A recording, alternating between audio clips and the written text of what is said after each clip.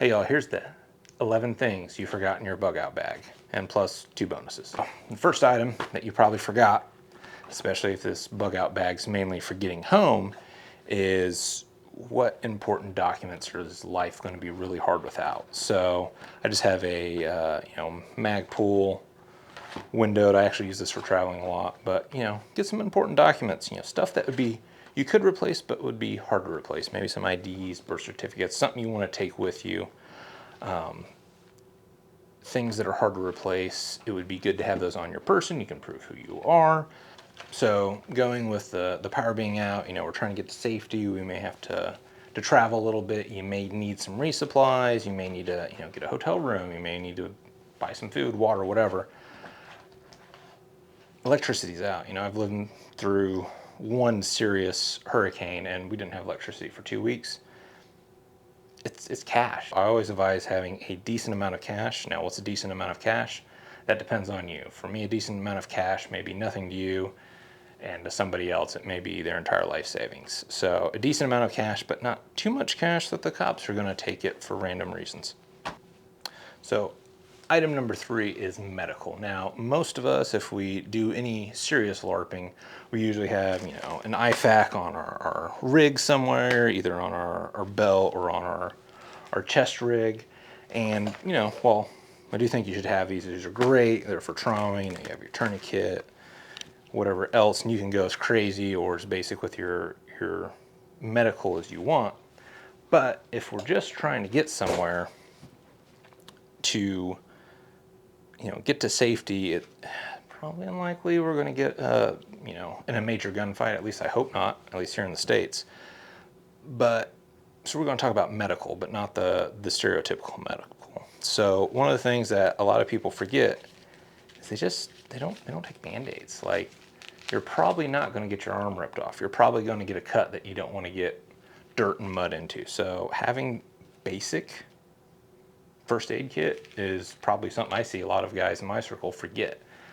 Somebody will be out the range or will be training and someone will get cut or they'll get a boo-boo. And it's like, well, I can put a tourniquet on it. I can, put an Israeli bandage on it. It's like, it's just a cut. I just don't want to keep opening it up and putting more mud in it.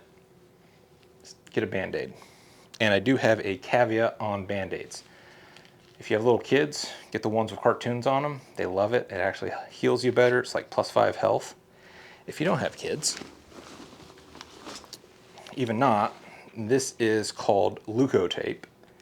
It is a lifesaver. I wish I would have known about this when I was much younger because it's a kind of a universal, does everything for me tape. It's medical tape. It's got some special silver zinc oxide on this. It grips to skin like crazy, and it will help hold stuff together. It tears pretty easy. That can be your Band-Aid, right? So it's keeping dirt out, it's keeping it somewhat closed, and this stuff, once it's on there, it's not coming off. Also, this takes the place of moleskin. Moleskin doesn't work, first of all. Second of all, you take this, you start getting a hot spot, clean off the area, put this on there, leave it on there for 3 or 4 days while you're moving. You won't even know it's there. It's another layer of skin. It can be used to repair, kit, gear, whatever. It's just, and it can be used in multiple different ways, any way you need tape. But I don't travel without this. I don't backpack without this. I don't train without this. And the rolls last forever, and you will be the hero, trust me. So things to think about on medical. Not sure if this is 3 or 4. I think this is 4. I can't count. Anyway, so going along with medical, we'll kind of stay in that mindset. If you have prescription meds, be a good idea to talk to your doctor, see if you can get, an extra 30-day supply, depending on what the meds are. You can't, and just kind of cycle through them and have those in a go bag ready to go so that you're good for 30 days. If something happens, and also depends on the meds. If it's a lower end med, you'll probably be fine without it. It's not the healthiest thing, but if it's a more impactful medication, you could be down. You could be a hindrance to your family or group or whatever you're going with. So it's a good idea to make sure you have your meds ready to go and that's not a hindrance to you or your team. After you have your prescriptions figured out, I advise there's kind of three main areas to look at. Vitamin I, that can be your, for your headaches or joint problem, ibuprofen, something along those lines, Ranger candy. Something for your stomach, Imodium, Pepto. If you're out in the woods and you have to, dig a cat hole every hour and you are just losing water, you're miserable, you're going to be slowing yourself down. It's not a good time. So something to help calm the stomach's good, and then a good allergy medication can be handy too. Another thing a lot of people forget about, but meds, they can make a big difference and can really help you out.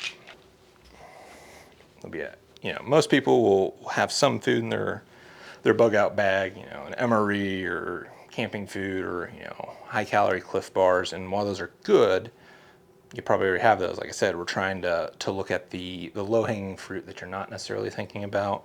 So I think some sweet snacks or savory snacks are always a good idea. So jerky's a big one. I love gummy bears, and I don't have any gummy bears right now, so I have fruit snacks because I ate all the gummy bears.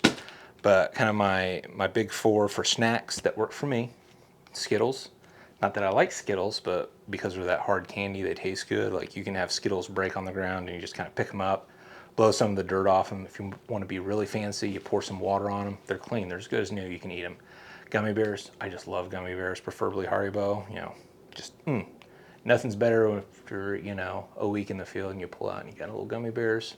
Life is amazing. And then I do like having some jerky, because sometimes having real meat is a rarity and you just kind of crave that. And then trail mix is always a go-to. It's also better for people who like the savory more than the sweet. But just some ideas to think about, not necessarily your main way of feeding people, especially if you have kids, wife, a bigger group, but being able to pull out some candy in the field when the suck's hitting, makes everything better. So throw some of that in there, and then try not to eat it when it's at home and you get hungry. Having wipes, any types of wipes, but specifically tissue wipes, 10 out of 10 would recommend. And you can have these little single packs, you can have these bigger packs here. I always go with the Preparation H ones because they just make you feel better. A must-have, I think, if you're going to be going out and about doing anything in the woods. Your body's going to have to do what it has to do. And these aren't just for, defecating. These can help keep you clean. They can clean other things. How many times I've gone out with an entire thing of this, an entire roll of TP, and come back with none because some people don't pack and they don't think about natural bodily functions. Some cheap radios. And I'm not talking, high-end ham radios. I'm not even talking GMSR or GRMS, the non-ham radios, but even some Walmart plastic walkie-talkies, especially if you're in a group of multiple people. Hey, we got to go get water. Hey, we're going to go, start setting up camp here. Now you can communicate. You can get more in depth into radios as you want, but even just having some cheap Walmart radios is going to be a huge lifesaver. Honestly, though, these radios cost about the same as the Walmart ones, so you may as well. It's just a handy thing to have. Communication is everything. Also, with that, I don't have anything here, but for if you're trying to get rescued, a signaling mirror or like a VS17 panel is a good idea to have in your kit. Be able to get the attention from the air, get the attention from somebody on the other side of a valley. Just some good gloves. Not necessarily, super tactical gloves, even though these are FDE, which is, some would say, the best color, but some work gloves. You're probably going to have to break into things, well, not probably. Just some good work gloves. Honestly, just normal farm gloves would be great if they have, some leather to help protect your body, be able to, carry out heavy things, be able to climb on things. It's going to be nice to keep your hands somewhat protected, and plus if you're in a cold environment, keep them a little warmer. If you're in a hot environment, there's a lot of sun, trust me, your hands can get sunburned and it sucks. So I always think you should have a set of useful, I'm not going to say work gloves, I'm not going to say tactical, useful gloves in your kit. All right, next we're going to talk about something that if anybody's been in the field in the military for any amount of time understands, whether you smoke or you didn't smoke, or you dipped tobacco or didn't dip tobacco, or I guess now it's Zen, whether you did or not, usually when you went in the field, you took some extra with you. A, just to be a good battle buddy, and it can get you out of a fire watch. So, talking about like bartering. So, we talked about having cash is important, but sometimes there's some things money can't buy. So, just play the scenario with me. Say you have your family with you, you're going, and you see somebody and they have an item of food that you really want, but money's not really good right now because we don't know when we're getting more food. And let's say you're coming up to a younger guy who, he's not going to starve, but he'd like to eat. But let's say also he's got a nicotine addiction, or he wants something to drink. So while these are the small flight bottles, a small bottle of whiskey goes a long way. You'd be surprised what people can do in a situation that they can't get their alcohol, they can't get their nicotine. All right, so next we're going to talk about water. So usually in like a bug out bag or a get home bag, you may have, a liter at most. Some people don't even have water in there, especially if they live in a place where water is plentiful or they're not that far away. They wouldn't think about water. Now, while I don't necessarily think keeping water like fully topped off all the time is the best idea, but if you're gonna leave in your house, throw a couple. I love smart water bottles for moving water. Leave a couple of those sealed up in your bag, and you're probably good. But I have a tried and true, made in USA canteen. Yep, smells like a canteen. So having water and then having some way of filtering it.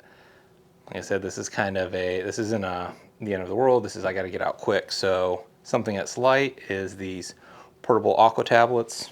You got to read up how to use them. They do tell you how to use it, but it's really hard to figure it out when you're thirsty. So next to last, I want to talk about is some way to repair things. So like a sew kit. These are pretty cheap. You can make them even smaller than this. I just kind of like this one because I love fleck tarn. And tape too. I've been able to tape uniforms, tape shoes, been able to sew things up, fix things.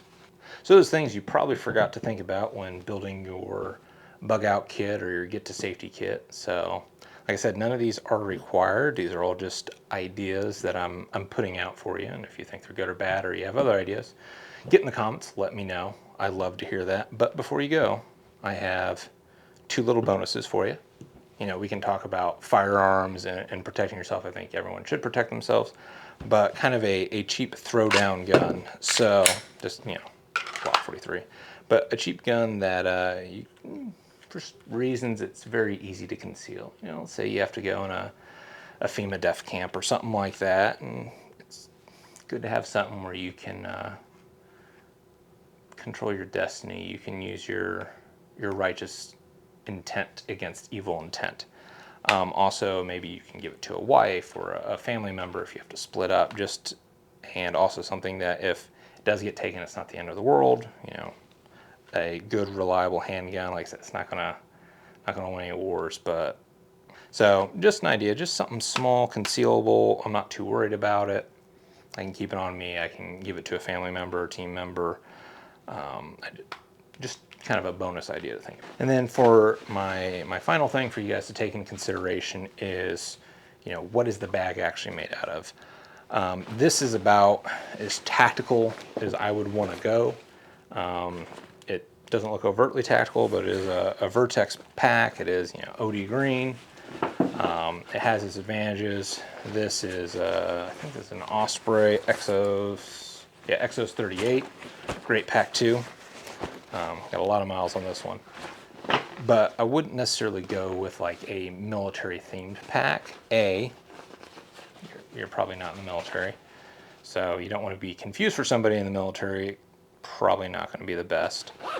And also, we don't want to come across as a threat. So, I don't want to be, more than likely we're just trying to get away from something, get safe. We're not fighting a war. That's a whole different bag loadout.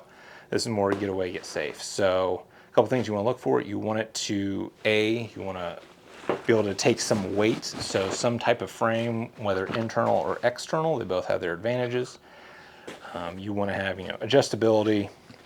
You want it to be made well. You don't want some really cheap bag that's just going to start falling apart on you. Trust me, it gets miserable and then you're trying to carry it. It's not good. You don't want that. Ask me how I know. So I would go with a civilian style bag that's designed for backpacking. I think that's probably the best. These can expand out and it doesn't look tactical. You don't look like a threat, and you'll be able to slide under the radar in more places than if you're coming out with, multicam or FD, assault pack, whatever. So make sure it's got a frame of some sort, make sure that you can blend in with it, and make sure that you've actually used it and it can carry everything you need. Other than that, thank you.